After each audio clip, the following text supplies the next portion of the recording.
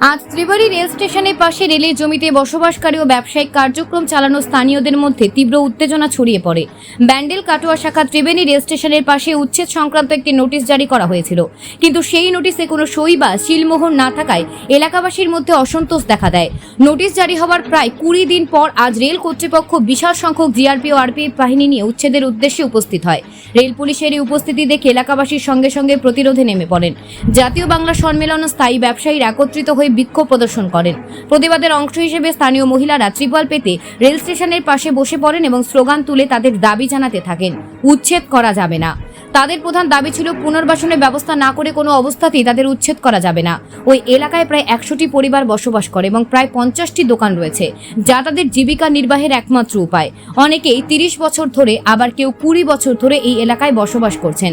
তারা জানিয়েছেন পুনর্বাসনের উপযুক্ত ব্যবস্থা না করে তাদের উচ্ছেদ করা মানে তাদের জীবিকা ও বাসস্থান উভয়কেই ধ্বংস করা। এই সংকটময় পরিস্থিতিতে বাঁশবেড়িয়া পৌরসভার 14 নম্বর ওয়ার্ডের কাউন্সিলর বিশ্বজিৎ দাস ও ওয়ার্ড কমিটির সভাপতি গৌতম দাস স্থানীয়দের পাশে এসে দাঁড়ান। তারা উচ্ছেদ নিয়ে স্থানীয়দের উদ্বেগ ও ক্ষোভের প্রতি সমর্থন জানান এবং পুনর্বাসনের দাবিতে রেল কর্তৃপক্ষের সঙ্গে আলোচনার চেষ্টা করেন। শেষ পর্যন্ত জিআরপির পক্ষ থেকে আশ্বাস দেওয়া হয় যে স্থানীয়দের দাবি বিবেচনা করে এই মুহূর্তে উচ্ছেদ কার্যক্রম স্থগিত রাখা হবে। এই আশ্বাসে বিক্ষোভ সাময়িকভাবে শান্ত হয়, তবে স্থানীয়দের মধ্যে ভবিষ্যৎ নিয়ে উদ্বেগ দেখা দেয়। আমরা জাতীয় বাংলা সম্মেলনের পক্ষ থেকে আজকে এখানে উপস্থিত হয়েছি। আমরা জানতে পারি রেল এখানে ত্রিবেণীতে এখানে একটা বিশাল বড় বস্তি আছে, সেইখানে রেল 10 দিন আগে নোটিশ দেয়। 10 দিন আগে নোটিশ দিয়ে 10 দিনের মাথায় রেল প্রশাসন আজকে উচ্ছেদ করতে এসছে। আর 1 মাস পর দুর্গাপুজো। আজকে আমরা বাংলার মানুষেরা, আমাদের একটা বোনের যদি গায়ে আঘাত লাগে, একটা মায়ের যদি গায়ে আঘাত লাগে, আমরা বাংলার মানুষ ঐক্যবদ্ধ হই। আজকে এতগুলো মা বোনেরা দেখুন, এনারা কেউ ঘরে কারোর বাড়ি কাজ করে খায়, এনাদের প্রত্যেক দিন খেটে দিন আনা খায় এনারা। আজকে রেল এনাদেরকে পুনর্বাসন দিতে পারছে না, মাথার ছাদটা কেড়ে নিতে তারা এসছে। আমরা এখানে মায়েরা, এখানে প্রত্যেক হাজারে হাজারে লোক উপস্থিত হয়েছে। কত পরিবার আছে এখানে? এখানে প্রায় 100-র ওপর পরিবার আছে। আজকে 100-র ওপর পরিবার, একজন পিছু মাথা পিছু যদি একটা পরিবার পিছু 4 জন করে থাকে, মানে ধরুন 400 জন।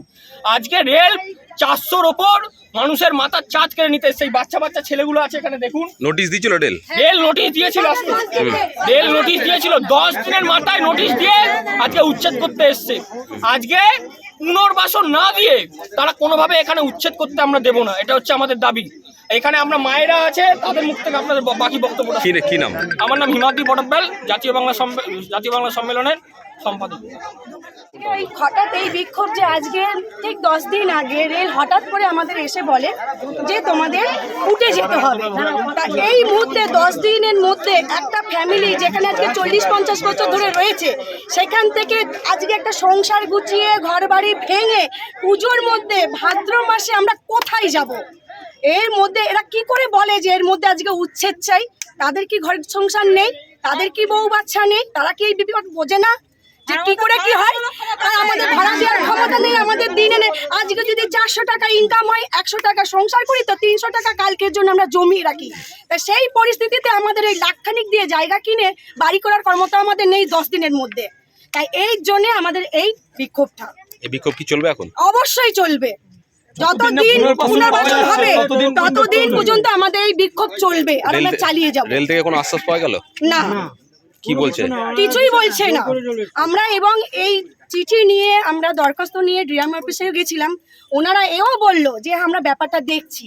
তা যদি দেখেই থাকে তাহলে 12 দিনের মধ্যে কি করে আবার বলে যে উচ্ছেদ করব? কতজন পরিবার আছেন এখানে? এখানে নেই করে তো 100টা। কত বছর ধরে আছে? আজকে 40-50 বছর, তার বেশি ছাড়া কম না। তাহলে আজকে হঠাৎ কি করে লাগলো? কি নাম আপনার? আমি স্যার, আমার নাম মনিকা রাম। কালকে কি খাবার সেটা চিন্তা করতে হয়। আজকে 4টা ছেলে মেয়ে সবাই স্কুল পাঠ। এখন যদি আমরা এদিকে এখানে যাই, পাটে বাড়াবো ভাড়া ঘরের মধ্যে যে এগোবো পাটা, সেটা আমার পাওয়া এগোচ্ছে না।